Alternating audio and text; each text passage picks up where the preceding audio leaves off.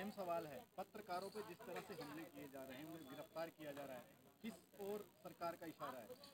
देखिए, पहले तो आप सभी सम्मानित पत्रकारों को तहे दिल से धन्यवाद, जो जनता की आवाज़ आप सरकार तक पहुंचाते हैं।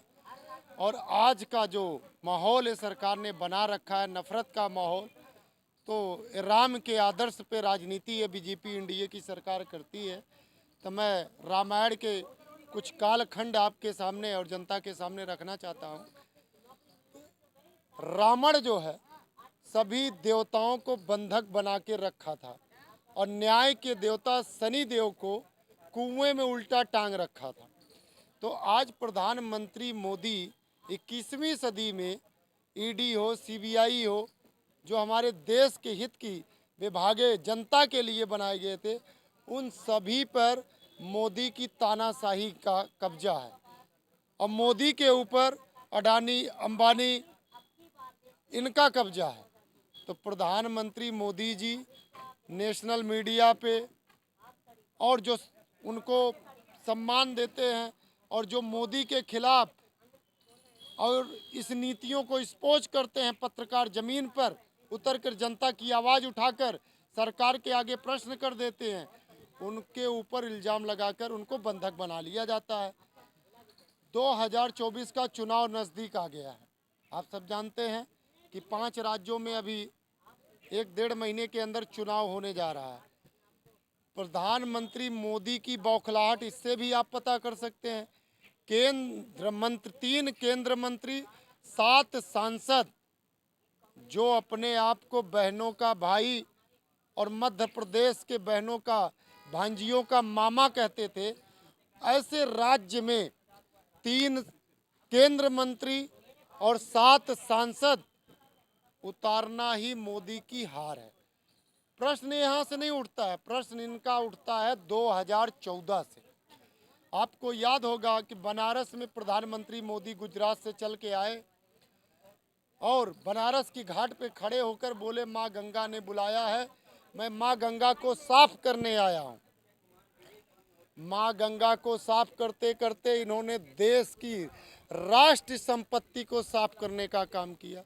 70 साल तक ये एनडीए बीजेपी के लोग पूछते हैं कि कांग्रेस ने क्या किया। कांग्रेस ने बैंक राष्ट्र के हवाले किया, कांग्रेस ने रेलवे राष्ट्र के हवाले किया, कांग्रेस ने एयरपोर्ट, फ्लाइट सब राष्ट्र के हवाले किया। लेकिन ये राष्ट्र के हवाले ना करके जो चौकीदार थे प्रधानमंत्री मोदी जी, इन्होंने जनता के हवाले किया। और जनता अब 2024 में जवाब देने के लिए कमर कस चुकी है। और बीजेपी सरकार का एक स्पोज और इससे पता चलता है, और चुनाव आयोग के अधिकारी भी बीजेपी सरकार के दबाव में है। अभी मेरा सवाल आएगा तो मोदी ही। तो कहते रहिए, हम कहाँ मना कर रहे हैं। आप कहिए एक बार, आप 5 बार और कहिए। मीडिया, क्या नहीं है आप लोगों में? आप कहते रहिए, हमें चिंता नहीं है, क्योंकि जनता जनार्दन इस समय इंडिया गठबंधन के साथ है।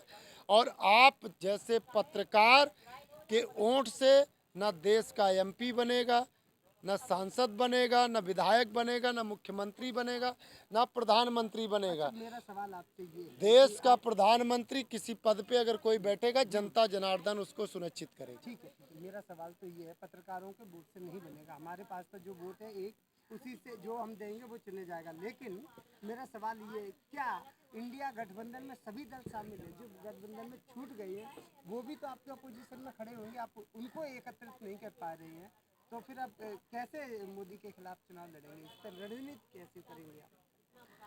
देखिए, इंडिया गठबंधन भ्रष्टाचार के खिलाफ, अत्याचार के खिलाफ, किसान की मांग, किसान के ऊपर जो अत्याचार हुआ, एक नफरत के खिलाफ इंडिया गठबंधन अलायंस देश को बचाने के लिए किया गया है। और जो आप बता रहे हैं कि जो बिखरी हुई पार्टियां हैं, क्या उसके लिए इंडिया प्रयासत कर रही है? तो मैं आपके चैनल के माध्यम से स्पष्ट करना चाहता हूं, इंडिया गठबंधन के सभी राष्ट्रीय अध्यक्ष देश के साथ हैं। और सबसे मेरा भी अपील है कि जो भी अभी जैसे बहन मायावती जी ना तो एनडीए में ना है एनडीए में है। मेरी बात पूरी होने दी। आए दिन हम देख रहे हैं दलित समाज पे अत्याचार हो रहा है, लेकिन बहन मायावती जी भी एक भी प्रधानमंत्री मोदी की तरह ना तो कोई मीडिया पे आके स्पीच कर रही हैं, ना दलित के लिए खड़े हो रही हैं। ये दलित समाज को सोचना पड़ेगा। और पीछे आपने एक प्रकरण और देखा आपने, मैं जानता हूं कि आप बात कहां से कहना चाह रहे हैं। चंद्रशेखर आज़ाद के ऊपर हमला हुआ, तब भी मायावती ने कुछ नहीं बोला। तो ये दलित समुदाय के लिए, और दलित ने हमेशा देश के लिए खून बहाया है, सबसे बड़ी कुर्बानियां उनकी है देश के लिए। तो दलित शिक्षित हैं। 70 साल कांग्रेस ने अगर राज किया है तो कांग्रेस ने विद्यालय की व्यवस्था, हॉस्पिटल की व्यवस्था और हर एक सुविधाएं दलित के लिए दिया था, जिससे दलित मजबूत हो। और आज दलित के लोग भी बड़े बड़े पोस्टों पे बैठे हुए हैं। और मायावती जी को इंडिया अलायंस में आके पूरी मजबूती के साथ प्रधानमंत्री के भ्रष्टाचार के खिलाफ खड़ा होना चाहिए। आपसे सवाल है जी, पत्रकारों पे हमला किस ओर इशारा करता है? ये पिछले लगातार 10 सालों से इस सरकार ने, अंधी बहरी गूंगी सरकार ने, पत्रकार क्या, चाहे किसान हो, चाहे पहलवान हो, चाहे विपक्षी दलों के नेता हो या जनता हो, उस पे किसी पे भी इन्होंने कसर छोड़ी नहीं है। जब आज पत्रकारों पे ये आया है तब पत्रकारों की आंख खुली है कि ये अत्याचार हो रहा है। लेकिन जब इसी जंतर मंतर पे हमारी पहलवान बेटियों को, बहनों को घसीटा जा रहा था, तब पत्रकारिता कहाँ चली गई थी? जब किसान 1 साल तक बॉर्डर पे खड़ा हुआ था, जब वो भूखे प्यासे थे, जब उनको काजू बादाम खा रहे थे, खा रहे हैं, दारू पी के बैठे, तब पत्रकारिता कहाँ चली गई थी? आप बात कर रहे हैं उन पत्रकारों की जो स्ट्रीम मीडिया के लिए काम करते हैं, हम सोशल मीडिया के पत्रकारों की बात देखो, मैंने आपका तो नाम लिया ही नहीं। आपका तो चोर की दाढ़ी में तिनके वाली बात है, मैं तो आपका बोला ही नहीं। मैंने तो कहा जो पत्रकारिता आज आवाज़ उठाने लग रही है, तो वो पत्रकारिता तब कहाँ चली गई थी? बड़े बड़े मीडिया हाउस 5 स्टार में रहते हैं, मोदी जी के साथ विदेशों में टूर करते हैं, वो खुश हैं तो सारी पत्रकारिता खुश है। अगर उनको तकलीफ होती है तो सारी पत्रकारिता को दुख होता है। तो ये मैं बता रहा हूँ कि ये संविधान को कुचलने की पूरी तैयारी हो चुकी है। ये संविधान को मानने वाले लोग नहीं है, ये नथुराम गोडसे को मानने वाले लोग हैं। अंग्रेजियों की नीति पे इन्होंने बार बार अंग्रेजों से माफ़ी मांगी थी। तो देश के संविधान में इनका कोई विश्वास नहीं है। इनका काम सिर्फ यह है, जातियों धर्मों में लड़ाओ लोगों को और सिर्फ सत्ता में काबिज हो जाओ। इनके कोई वसूल नहीं है। और गुंडे और बदमाश ऐसे अधर्मियों का कोई वो होते ही नहीं कानून, संविधान पे विश्वास। बिल्कुल ठीक है। 70 साल से कांग्रेस देश पे राज कर रही थी और अब एकदम निचले पायदान पे आके खड़ी गई। इसके लिए जिम्मेदार किसको मानते अब हैं? बताइए क्या निचले पायदान पे है? पूरे हिंदुस्तान में अगर पिछले 10 साल से अगर विपक्ष में लड़ाई कर रहा है, एक मुश्त होके खड़ा है, आज इंडिया गठबंधन में भी सबको एक करने में अगर सबसे बड़ा श्रेय जाता है वो कांग्रेस पार्टी का जाता है। देखो, हमसे गलतियां हुई होंगी तभी हम सत्ता से बाहर है, लेकिन हमने जनता के लिए काम करना नहीं छोड़ा, संघर्ष करना नहीं छोड़ा। जब किसान बॉर्डर पे बैठे थे हम साथ थे, बेटियां अगर जंतर मंतर पे बैठी थी तो हम साथ थे, जब गंगा में लाशें बह रही थी तो हम उन लाशों के लिए अंतिम क्रियाक्रम में हम साथ थे, जब लोगों को ऑक्सीजन की जरूरत थी तो कांग्रेस पार्टी के यूथ कार्यकर्ता वहाँ खड़े थे, लोगों गरीब लोगों को खाना चाहिए था तो हम साथ खड़े थे। तो आप बताइए, इनके लोग 10 सालों में इनके कार्यकर्ता, मंत्री, विधायक कहाँ कोरोना में थे, कहाँ किसान बिल में थे? ये तो देशद्रोही हैं। मैं कह रहा हूँ इससे बड़ा हो नहीं सकता रावण और राम में फ़र्क। जब देश में अगर कोई गलत काम करने का काम होता है तो उनमें ये साथ होते हैं, और जब वही चीज़ साथ मतलब ईमानदारी से किसानों के लिए, मजदूरों के लिए अगर करने के लिए होती हैं तो ये कहीं दिखाई नहीं देते। आप हो सकता है कि आप ठीक कह रहे हो, ये आपका अपना जो नजरिया है। अब बताइए ना, रामलीला मैदान में 2 दिन पहले कितनी भीड़ थी? वो कोई कांग्रेस की जमा की हुई भीड़ तो नहीं थी। ये लोगों का आक्रोश है। लोग महंगाई से, भ्रष्टाचार से, उससे बेरोजगारी से परेशान हैं। लोग सड़कों पे हैं, लोग MBA कर करके बेरोजगारी के लिए भटक रहे हैं। तो वो तैयार बैठे हैं। इस वक्त मौका है बदलाव का, तो उनको पता है कि अगर 24 में भी ये बदलाव नहीं किया तो आगे आने वाला वक्त इससे भी और ख़राब होगा। अगर 24 में मोदी सरकार आ जाती है तब आप क्या करेंगे, फिर आपके पास क्या पहलू बचेगा? देखिए 24 में अगर मोदी सरकार आती है तो देश के किसानों के और युवाओं के लिए और गृहिणियों के लिए इससे बड़ा दुर्भाग्य नहीं होगा कि देश को आज 2014 में जो मनमोहन सिंह स्थिति छोड़ के गए थे, हमारा देश आर्थिक तौर पे कहाँ था और आज कहाँ लाके खड़ा कर दिया। तो ये दुर्भाग्य होगा कि देश एक अर्थशास्त्री के पीछे ना चल के एक मतलब गुंडों के पीछे चल रहे हैं, जो तड़ी पार थे उनके पीछे आके खड़ा हुआ है। तो देश जैसे गल्फ कंट्री आपस में लड़ रही है, तो हमारे देश का भी तालिबान और इराक जैसा ही हाल होगा। इसका मतलब ये आप नहीं मानते हैं कि मेरा सवाल ले लीजिए, इसका मतलब आप ये नहीं मानते कि आप देश के युवाओं को और किसानों को और निवासियों को समझा नहीं पाई, यानी कांग्रेस पार्टी समझा नहीं पाई, आप इसको अपना फेलियर? देखो हम तो कह ही रहे हैं 2024 में बदलाव होगा।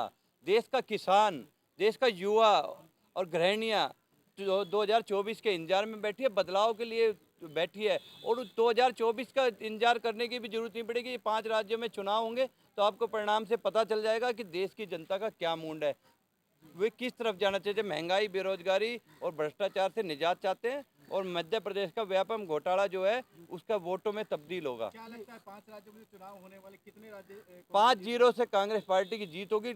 एक तरफा स्वीप है, कांग्रेस और बीजेपी की वहाँ सीधी टक्कर है और बीजेपी 5 राज्यों में मुंह की खाएगी और 5 बीजेपी हार रही है। देखो ये तो साबित हो गया जब वहाँ मंत्रियां लड़ाए जा रहे हैं। आज से पहले क्यों नहीं मंत्रियों को, एमपीओ को लड़ाया गया? तो बीजेपी बौखला गई है। अपने मंत्रियों को उतारने का यही संदेश है कि हम हार की कगार पे खड़े हुए हैं, कुछ हमारी इज्जत बच जाए। लेकिन 3 राज्यों में आम आदमी पार्टी अपनी पूरी ताकत लगा रही है। देखो उन्होंने कर्नाटका, हिमाचल प्रदेश सारी जगह चुनाव लड़ा था और वहाँ उनके 1% से भी कम वोट आए थे, तो इससे कोई फर्क पड़ने वाला है नहीं। अच्छा, आप युवाओं के लिए अभी आपने जैसे कहा कि देश में बेरोजगारी नहीं है, देश में शिक्षा व्यवस्था जो है दुरुस्त नहीं है, स्वास्थ्य व्यवस्था पर भी सवालिया निशान आप लोग लगा रहे हैं, तो क्या लग रहा है आप लोगों को समझा पाएंगे कि 2024 में आप ऐसी सरकार बनाए जो देश में इन सारी चीज़ों पे काम कर सके? पहले तो स्पष्ट कर दूं पत्रकार महोदय कि 2024 में अगर प्रधानमंत्री मोदी आ गए तो क्या करेंगे। तो आपको पहले आपके चैनल के माध्यम से मैं बता दूं कि 2024 में इंडिया पूर्ण बहुमत से भारत में आ रही है, ठीक। और दूसरी, जो इंडिया ने जनता को वादा किया उसे ज़मीन पर उतरकर इंडिया के कार्यकर्ता ने पूरा करने का काम किया। और आने वाले समय में ये प्रधानमंत्री मोदी की तरह जुमले नहीं रहेंगे, जो बोला जाएगा उसे पूरा किया जाएगा। ये जनता विश्वास कर चुकी है और 2024 में बीजेपी मुक्त भारत आप सभी पत्रकारों को देखने को मिलेगा। पहले राहुल गांधी को पप्पू कहा जाता था, जब उन्होंने थोड़ी थोड़ी करके कांग्रेस को मजबूत करना चाहा तो अब उसे रावण कहा जा रहा है, क्या कहना चाहिए? देखिए, पहले माननीय राहुल गांधी जी को पप्पू नहीं कहा जाता था, देश की जनता को पप्पू कहा जाता था। अब देश की जनता जाग गई है और प्रश्न करना चालू कर दी है, युद्ध करना चालू कर दी है, संविधान के तहत प्रश्न चिन्ह खड़े करना चालू कर दी है। तो ये तादाद जो है बढ़ता हुआ दिख रहा है। अब बीजेपी सरकार काफ़ी बौखलाई हुई। आप ये बताइए, मणिपुर की आज भी नरसंहार देखने को मिल रहा है, 6 महीने से होने जा रहा है, लेकिन आज के दिन भी मणिपुर में अशांति है। वहाँ फौजी पत्नी को निर्वस्त्र घुमाया गया। धृतराष्ट्र के राज्य में हुआ था कि रावण के राज्य में हुआ था? आप राम के आदर्श पे सनातन होने का अपने आप को बोलते हैं, प्रधानमंत्री मोदी जी सनातनी होते हैं, तो क्या आप रामायण श्रीमद् भागवत गीता की ज्ञाता है या जानकारी है? नहीं है तो प्रधानमंत्री मोदी जी को एक बार अध्याय कर लेना चाहिए। उनको समझ लग जाएगी कि रावण कौन है और धृतराष्ट्र कौन है और राम कौन है। मैंने पहले भी कहा कि मोदी ने सभी विभागों को बंधक बना रखा है। 2024 में इंडिया की तरफ से माननीय राहुल गांधी जी, जिनकी पूंछों में एनडीए और बीजेपी के लोगों ने आग लगाने का काम किया है, ये लंका भी जलाएंगे बीजेपी का और सभी विभागों को मुक्त भी करेंगे। जय।